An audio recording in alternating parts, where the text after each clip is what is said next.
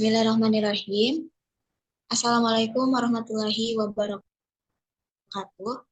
Sebelumnya terima kasih kepada dosen pengampu mata kuliah biokimia, Bapak Haji Saifuddin Rahmatullah MSI yang telah memberikan kesempatan kepada kelompok 1 untuk memaparkan materi mengenai glikolisis karbohidrat.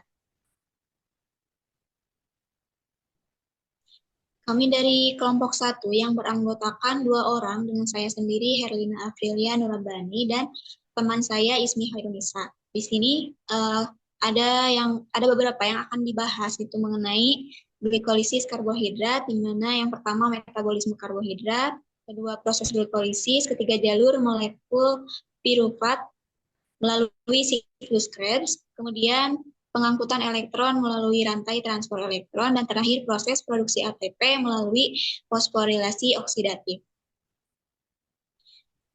Nah, baik, langsung saja ke pemaparan yang pertama mengenai metabolisme karbohidrat, di mana kita harus mengetahui dulu gitu, sebelum ke glikolisis karbohidrat, apa sih karbohidrat itu? Nah, karbohidrat itu merupakan molekul organik yang terdiri dari atom karbon, hidrogen, serta oksigen. Nah, kelompok karbohidrat ini ada dua, di mana ada mencakup gula sederhana maupun gula yang kompleks gitu, di mana kalau gula sederhana itu contohnya glukosa dan fruktosa. Kemudian untuk gula kompleks itu eh, ada pati gitu, glikogen dan selulosa. Nah, itu merupakan gula kompleks. Nah, gula kompleks ini bisa juga disebut polisakarida gitu, di mana ini itu terbuat dari beberapa molekul monosakarida. Nah, polisakarida ini berfungsi sebagai penyimpanan energi, misalnya pati dan glikogen, dan sebagai komponen struktur, misalnya kitin pada serangga dan selulosa pada tanaman. Nah, selanjutnya ini terdapat gambar gitu mengenai respirasi seluler mengoksidasi molekul glukosa melalui glikolisis, siklus Krebs, dan fosforilasi oksidatif untuk menghasilkan ATP. Jadi ini tahapan dari awal sampai akhir gitu yang kemudian akan dijelaskan lebih lanjut. Baik, selanjutnya mengenai proses glikolisis yang akan dipaparkan oleh Isma. Baik, terima kasih Herlina. Langsung saja ya, materi yang pertama yaitu proses glikolisis. Gula atau glukosa merupakan sumber energi yang paling mudah tersedia bagi tubuh. Setelah proses pencernaan memecah polisakarida menjadi monosakarida, termasuk glukosa, monosakarida diangkut melintasi dinding usus halus dan masuk ke sistem peredaran darah, yang kemudian akan diangkut ke hati. Lalu di hati, hepatosit menyalurkan glukosa melalui sistem peredaran darah atau menyimpan kelebihan glukosa sebagai glikogen. Sel-sel dalam tubuh mengambil glukosa yang bersirkulasi sebagai respon terhadap insulin dan melalui serangkaian reaksi yang disebut glikolisis, mentransfer sebagian energi dalam glukosa ke ADP untuk membentuk ATP. Nah, langkah terakhir dalam glikolisis ini adalah menghasilkan produk berupa pirufat. Jadi, mungkin sederhananya, glikolisis itu adalah jalur metabolisme yang mengubah glukosa menjadi asam pirufat untuk menghasilkan ATP dan NADH. Proses ini dapat berlangsung dalam dua kondisi, yaitu aerob maupun anaerob. Di sini ada gambar siklus glikolisis dan penjelasannya. Pada siklus glikolisis ini dimulai dengan satu molekul gula ya teman-teman, ini C6 di sini. Lalu di sini ada dua ATP yang digunakan untuk menambahkan gugus fosfat ke glukosa. Ini ya gugus fosfatnya dengan tujuan agar lebih reaktif. Lalu di sini ada pemecahan ya, atau C6 ini dibagi menjadi dua molekul 3 karbon. Oh ya, ini ada 3 fase ya. Yang pertama ini fase konsumsi energi, yang tadi penambahan gugus fosfat. Lalu yang kedua ada penggabungan fosforilasi dengan oksidasi dan fase pelepasan energi yang terakhir. Nah, pada fase yang kedua ini setelah dibagi.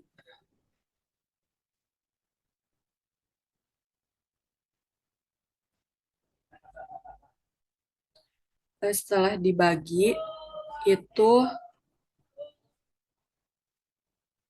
maaf ya.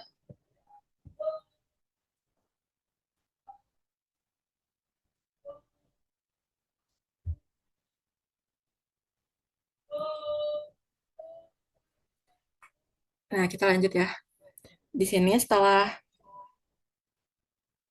eh, menjadi dua, molekul glukosanya ini terbentuk dua molekul tiga karbon.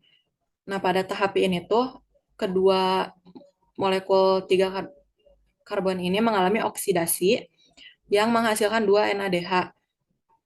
Dua NADH ini adalah molekul pembawa energi. Lalu setiap molekul tiga karbon ini mendapat free fosfor dari lingkungan sel. Lalu masuk ke fase yang ketiga yaitu pelepasan energi. Fosfat yang sebelumnya didapat dari lingkungan sel ini tuh digunakan untuk menghasilkan 4 ATP. Ini ya, 4 ATP. Di sini juga ditulis. Lalu eh, dua molekul C3 diubah menjadi dua molekul pirufat sebagai hasil akhir dari glikolisis yang akan lanjut ke siklus Krebs jika oksigen tersedia.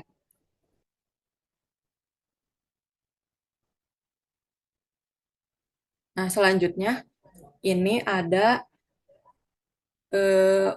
dua fase dari siklus glikolisis. Kalau mungkin tadi ada tiga ya di gambar itu, di sini ada dua karena dua ini adalah yang paling utamanya, yaitu yang pertama fase mengkonsumsi energi. Fase ini membutuhkan dua molekul ATP untuk memulai reaksi untuk setiap molekul glukosa. Namun akhir reaksi ini menghasilkan 4 ATP. Lalu yang kedua fase menghasilkan energi. Fase ini menghasilkan energi yang merupakan produk glikolisis. Satu molekul glukosa terurai menjadi dua molekul pirufat dan menciptakan dua molekul ATP bersih dan dua molekul NADH. Nah, kenapa tadi yang ke fase kedua di gambar itu penggabungan fosforilasi dengan oksidasi nggak masuk karena pada fase itu tidak masukkan ATP atau hanya tahap peralihan saja. Di sini ada persamaan reaksi dari glikolisis,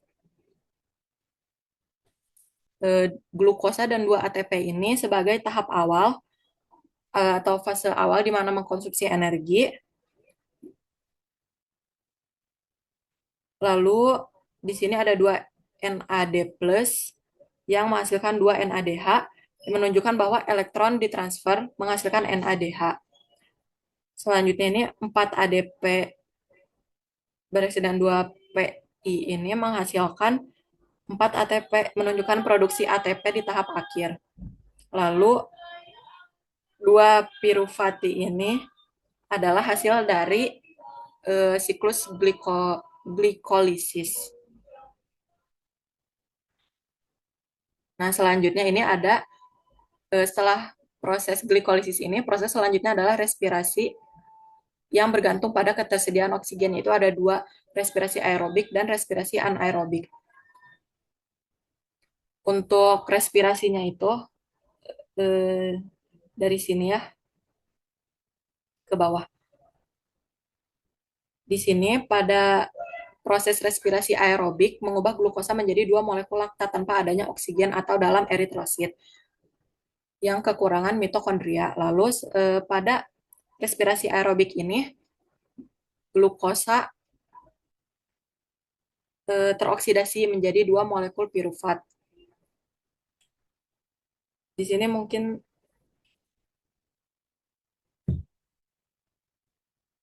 nah di sini ya teman-teman.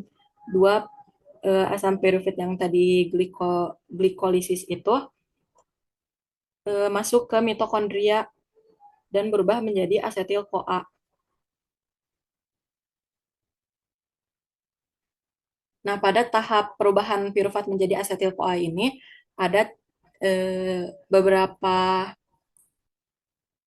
fase gitu ya. Yang pertama itu dekarboksilasi atau pelepasan CO2, yang mana satu karbon dari asam pirufat ini dilepaskan dalam bentuk karbon dioksida atau CO2 sehingga molekul berubah dari C3 menjadi C2.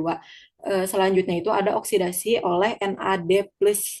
Sisa molekul C2 yang biasa disebut gugus asetil mengalami oksidasi di mana NAD+ ini menerima elektron dan berubah menjadi NADH berkaitan dengan H+. Lalu selanjutnya adalah yang terakhir pengikatan dengan koenzim A atau CoA, di mana gugus asetil yang tersisa berikatan dengan koenzim A membentuk asetil CoA yang siap masuk ke siklus Krebs. Begitu. Lalu untuk yang anaerob ini, setelah dari siklus glikolisis ini,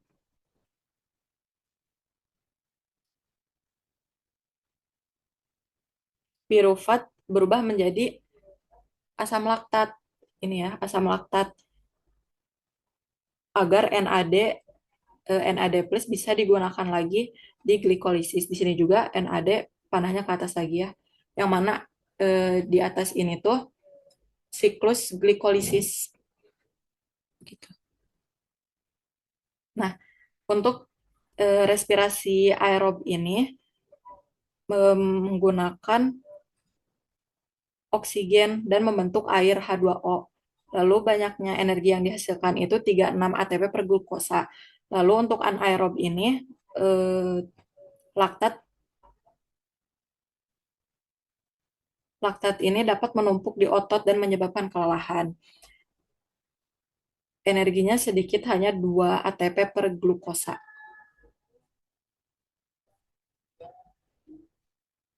Lalu materi selanjutnya akan dijelaskan oleh Herlina.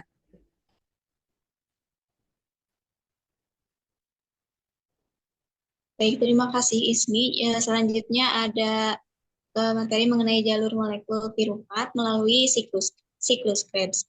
Di mana di sini itu molekul piruvat yang dihasilkan selama glikolisis itu akan diangkut melintasi membran mitokondria ke dalam matriks mitokondria bagian dalam. Tempat molekul tersebut itu akan dimetabolisme oleh enzim dalam jalur yang disebut siklus Krebs. Nah, siklus Krebs ini juga itu biasa disebut dengan siklus asam sitrat itu atau siklus PCA itu di mana atau bisa juga disebut siklus asam trikarboksilat. Nah, di sini itu selama siklus Krebs berlangsung, molekul yang berenergi tinggi itu termasuk ATP, NADH, dan FADH2 dibuat. Nah, NADH dan mohon maaf terkendala screen-nya.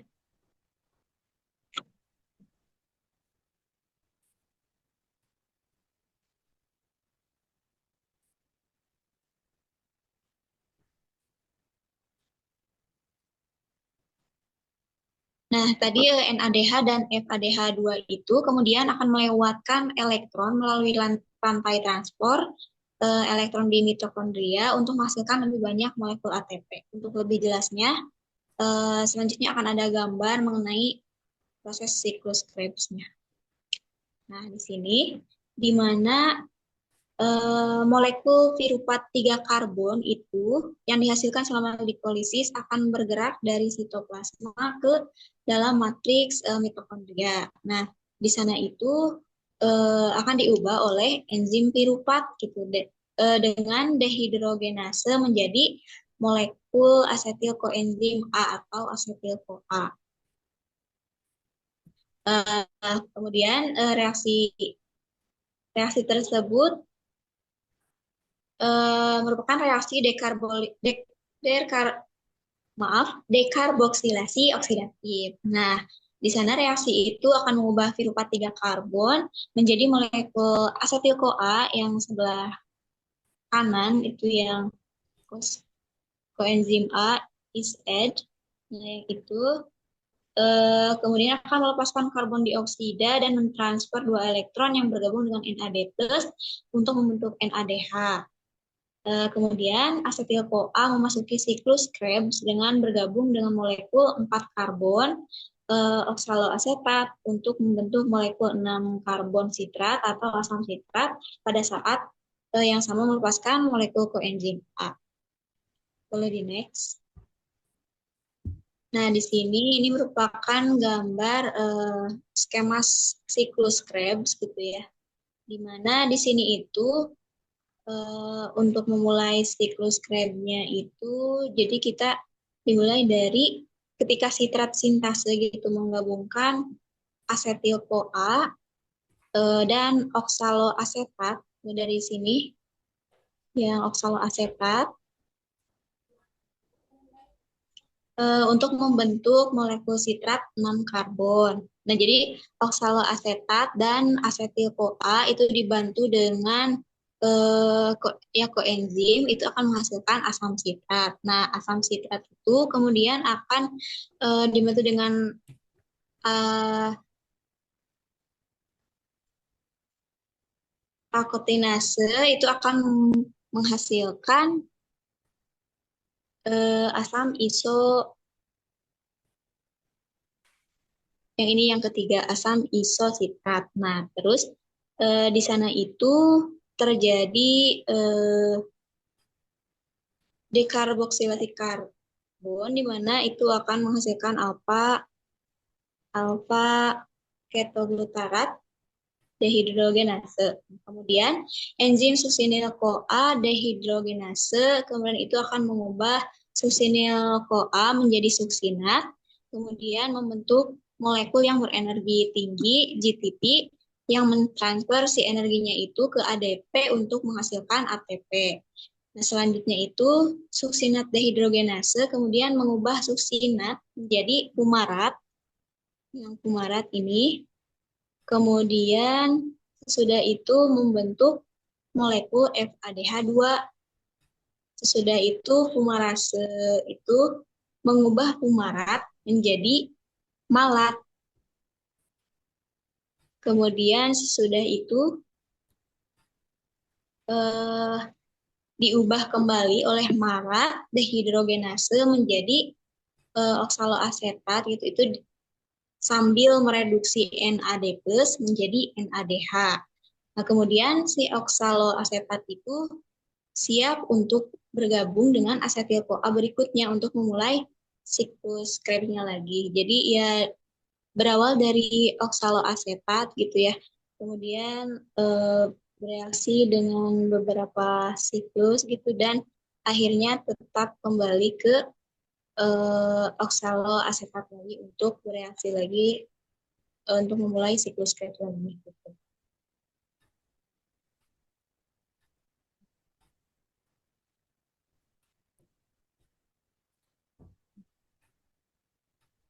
Baik, selanjutnya akan dipaparkan oleh Ismu. Oke, selanjutnya adalah pengangkutan elektron melalui rantai transport elektron. Di Electron Transport Chain atau ETC, menggunakan NADH dan FADH2 yang diproduksi oleh siklus Krebs sebelumnya untuk menghasilkan ATP. Elektron dari NADH dan FADH2 ini ditransfer melalui kompleks protein yang tertanam di membran mitokondria bagian dalam melalui serangkaian reaksi enzimatik. Rantai transport elektron terdiri dari serangkaian 4 kompleks enzim dan 2 koenzim yang bertindak sebagai pembawa elektron dan pompa proton yang digunakan untuk mentransfer ion H+ ke dalam ruang antara membran mitokondria bagian dalam dan luar. Nah, di sini ada gambar rantai transport elektron, yang mana serangkaian pembawa elektron dan pompa ion yang digunakan untuk memompa ion H+ dari matriks mitokondria bagian dalam. Nah, di sini itu pada yang pertama itu ada elektron dari NADH dan FADH2 ditransfer ke ETC atau Electron Transport Chain. Itu yang warna merah ya. Ini merah. Lalu elektron ini bergerak melalui rantai transport elektron. Selanjutnya itu ada pompa proton ke ruang intermembran. Energi dari elektron Ini digunakan untuk memompa ion H+ keluar dari matriks mitokondria ke ruang intermembran. Hal ini tuh menciptakan gradien H+ di mana lebih banyak H+ di luar dibandingkan di dalam.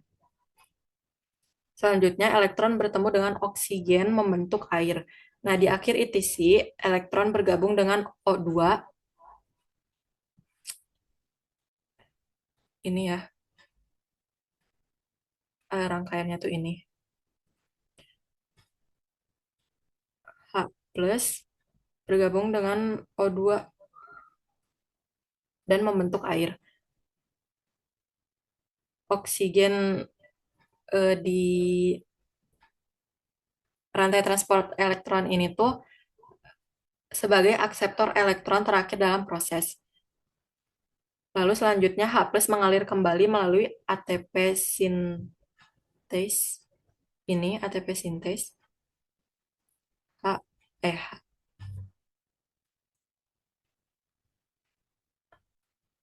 proton kembali ke dalam matriks mitokondria melalui ATP sintase.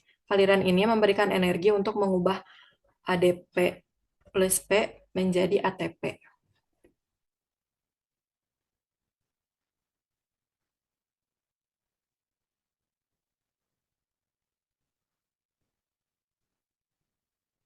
Lalu selanjutnya ada proses produksi ATP melalui fosforilasi oksidatif yang akan disampaikan oleh Herlina.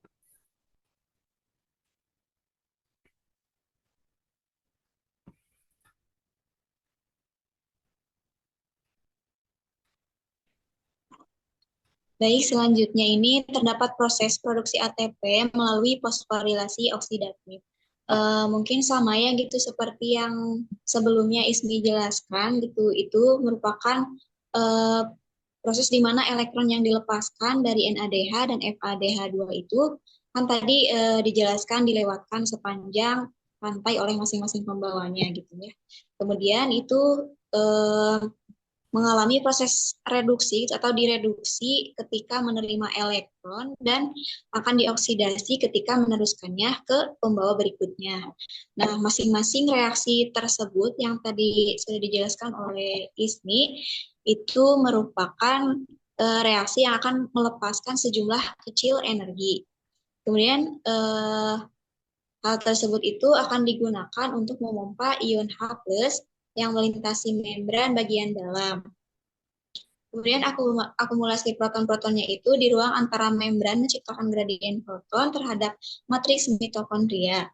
Kemudian kompleks protein yang disebut ATP sintes juga tertanam di membran mitokondria bagian dalam secara efektif. Kompleks ini adalah turbin yang digerakkan oleh aliran ion H+ melintasi membran bagian dalam, menurun gradien dan masuk ke matriks mitokondria. Nah, saat ion H+ melintasi kompleks, poros kompleks itu akan berputar. Nah, kemudian rotasi tersebut itu akan memungkinkan bagian lain dari ATP sintes untuk mendorong ADP dan PI untuk membuat ATP. Mungkin boleh ya dilihat lagi ke gambar yang sebelumnya. Nah, ini merupakan ya penjelasan lebih lanjutnya gitu mengenai rantai transport elektron tersebut. Di mana proses tersebut itu termasuk produksi ATP-nya gitu ya yang melalui fosforilasi oksidatif. Boleh di next. Nah, di sini terdapat gambar metabolisme karbohidrat yang melibatkan tadi glikolisis, siklus Krebs, dan rantai transport elektron. Di mana di sini itu dalam menghitung jumlah total ATP yang diproduksi per molekul glukosa itu dapat melalui respirasi aerobik. Nah, untuk itu, sebelum kita menghitung jumlah total ATP, kita itu harus mengingat dulu poin-poin mengenai di mana sebanyak 2 ATP itu akan diproduksi melalui glikolisis, 4 diproduksi, dan 2 dikonsumsi selama tahap konsumsi energi. Oleh karena itu, kedua ATP Ini itu akan digunakan untuk mengangkut NADH yang diproduksi selama glikolisis dari sitoplasma ke mitokondria, sehingga produksi bersih ATP selama glikolisis itu adalah nol. Kemudian dalam semua fase setelah glikolisis itu, jumlah ATP, NADH, dan FADH2 yang dihasilkan harus dikalikan 2 untuk mencerminkan bagaimana sih setiap molekul glukosa itu menghasilkan 2 molekul piruvat. Kemudian dalam ETC, sekitar 3 ATP itu yang diproduksi untuk setiap NADH teroksidasi. Namun, hanya sekitar 2 ATP yang diproduksi untuk setiap FADH2 akan teroksidasi. Kemudian elektron dari FADH2 menghasilkan lebih sedikit ATP karena mereka itu mulai pada titik yang lebih rendah di ETC atau kompleks 2 dibandingkan dengan elektron dari NADH di kompleks 1. Nah, seperti pada gambar ya. Pada glikolisis itu total ATP produksinya tuh ada 2 ATP. Kemudian pada NADH transport cost itu min 2, kemudian pada piruvat asetil CoA menghasilkan 0 ATP, dan pada siklus Krebs itu menghasilkan 2 ATP dan ditambah ETC itu menghasilkan 34. Itu sebelumnya kenapa sih jadi 30, totalnya 36 ATP per glukos. Nah, itu mengikuti eh, poin-poin yang sebelumnya sudah disebutkan itu, sehingga total ATP yang diproduksi dari proses glikolisis hingga elektron transport chain itu 36 ATP per glukos.